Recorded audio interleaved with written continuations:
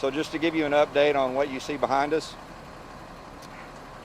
last night we were made aware of a kidnapping call that was called in, and our homicide division worked through the night getting information on a possible location of where the kidnapping victim would be all through the night. And this morning we were able to get a search warrant for a house behind us here in the 12200 block of Chessington.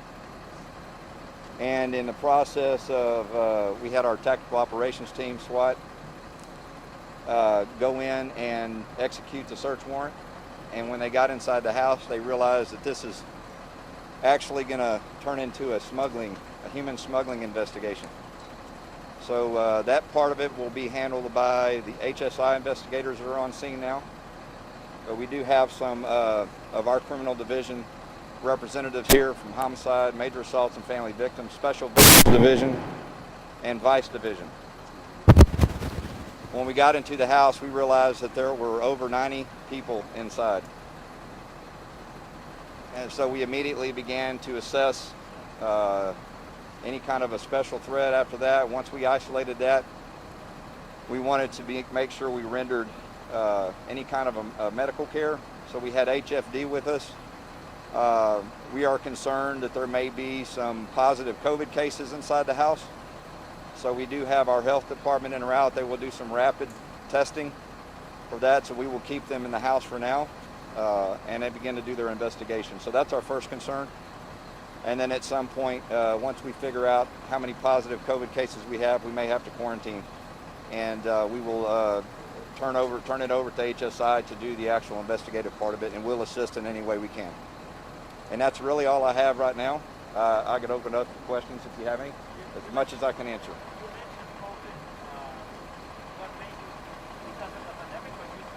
Well, we are in a pandemic, and we do have some people in the house that are symptomatic, right? So we've already had some people in the house tell us they're not able to smell and not able to taste, and we did have some people with fever.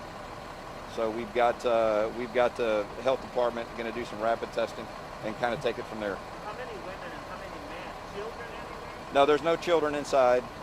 Youngest is probably early 20s.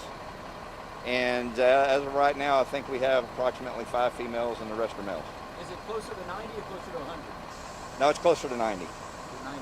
I'm missing 91, somewhere around there. You said it was a kidnapping case. Was this something that, were you imagining somebody, this many people inside? Absolutely not. No, it was a big surprise when we got in the house and saw what we saw. So who made the call? When with as far as the homicide? As far as the kidnapping? Yeah. Last night we were called to a location and given some tips, and that's all I'm going to say about that. But we worked through the night to try to figure out exactly where they were, which led us to this address, and we had some pretty good information that they were here. Can you paint a picture on how 90 people are in a house? What did you guys see? How do you put 90 people in the house? Well, you put them all together in a room and in 2 separate parts of the house, upstairs and downstairs. It's a 2-story house. So they basically are in there in their basic clothing and all huddled together. So that's what we saw when we got in. Were they tied up at all or anything No, like that? no, Or sir. they were just sitting next to each other? Yes. Yes. Could it be a family member that contacted you thinking that someone from their family was kidnapped? That's what we believe. Yeah, that's what we. A family member outside of this house that called. Correct. That's what we believe. Correct. Were they being fed? We're still Did trying to they work have through all food? that. I'm sorry. Did they have food and everything in there? Or what was the story there? We've actually got them some food. We brought them some food and got them some water. Were they being treated with, or given water and food? They said they haven't eaten in a while. Have neighbors called? We're feeding them. Have neighbors called on it? Any phone? We haven't heard anything from any of the neighbors as far as anything that would lead them to believe that there was something like that going on. It's very surprising. So I'm sure next in the investigation is trying to figure out who owns this home, right? And who brought these people here. Can you talk a little Absolutely. bit about that? We don't know any of that yet. We're working through that. Any individual arrested, maybe a coyote arrested? Well, that's what we're working through. We got to separate who the victims are versus who, as you can imagine, somebody that would be involved with something like this, as soon as they realize we're here, they're probably going to try to become a part of them, right? And so we've got to be able to identify, and that's what we're doing now, identifying. Firearms, usually in this situation, someone has a firearm. I have no knowledge of any firearms being recovered or anything. Could you talk a little bit about the process and what you guys do next to try and figure out where these people came from and where they go? Well, that's where HSI is going to come in. Okay. Yeah. First thing first, we want to make sure if we do have any positive COVID cases, we treat that and make sure they get medical care and all that, and then we'll begin to start to identify and work through all the other stuff. Was COVID the only medical concern that you guys saw in there? That's all we could tell. Yeah, everybody else looked like, other than just some being symptomatic, fever, loss of smell, loss of taste. It didn't look like there were any serious injuries involved. So. How many would you say are maybe percentage? I don't know. I don't know. 5, 8? I don't know. I'm sorry. I don't know. What's the message to the community, especially right now when you see what's going on at the border? I'm sure that there's people out there that probably saw something that they didn't think it was that. You know, we always ask the community, please, if you see something, say something. Call us, even if there's any doubt at all, just call us and let us begin an investigation and look into it. We all need to work together. That's something that Chief Finner has been really stressing to the community, not just on something like this, because this is obviously not something we see often, but it is disturbing. In situations where we have violent crime, our focus is to get violent crime down, and we need the help for the community. We need the community to be able to speak with us and work with us to resolve incidents, this included. So, in your experience, what typically happens in situations like this? If you guys don't catch this or apprehend, what usually happens? I don't know. I mean, I don't know if they were going to parcel them off into some kind of doing some work or labor or something like that. But it's definitely more of a smuggling thing and not a trafficking thing. What age is the I would say, from what we could tell, it's probably upper 30s. So where are those people now? Are they still here, or where do you guys relocate those people, the 90 people? Well, that's what we're going to have to determine, and it's going to depend on what we're going to find out as far as who has COVID and who doesn't. So they're still in. Yes. Chief, this is the fourth house. I mean, obviously not of this magnitude in the southwest area in this year so far that you all have found.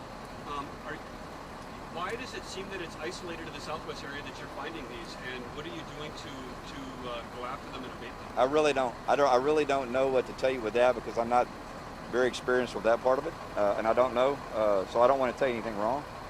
But we could definitely follow up when we follow up on this, and on our side, working with the federal agency, that's something we can look into. And the family that owns the house was saying that one male had rented the house. Do you have an ID, or do you have any idea of who you're looking for at this point in time? They're working on that. I don't have any of that information.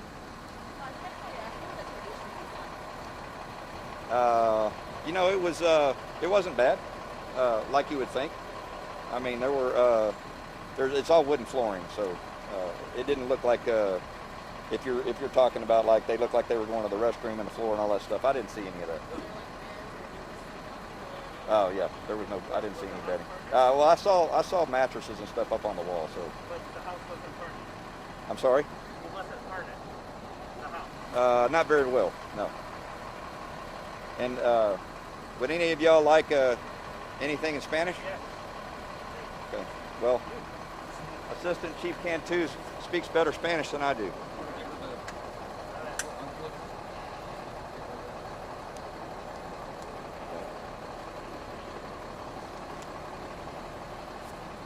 We got a girl uniform.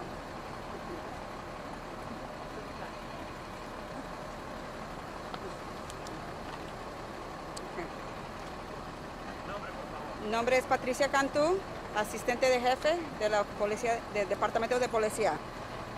Esta llamada comenzó anoche con una llamada que una familiar, una de sus familiares estaban secuestradas, y entonces de esa llamada han tomado, con esa llamada llamaron a la policía a nosotros para decirnos que de ese caso llamaron y hicieron una investigación que nos encontramos en esta casa.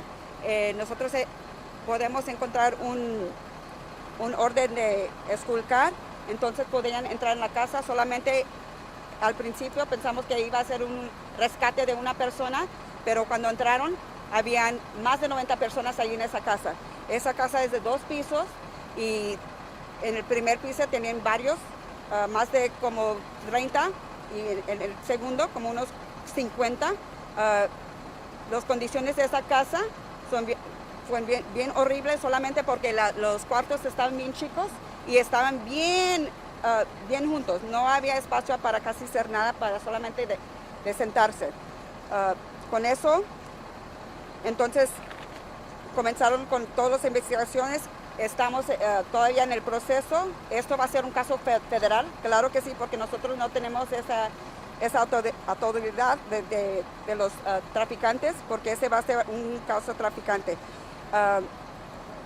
En hablar con las personas adentro, unos tienen más de 3 días de no comer nada, ni de beber agua, entonces nosotros inmediatamente estamos dándole agua, la comida y también estamos atendiendo al médico. El médico todavía está en el proceso y en este momento van a esperar un bus para que los transporte y hagan el proceso allá en el federal. Cuéntame un poquito acerca de COVID, algo de COVID entre las personas.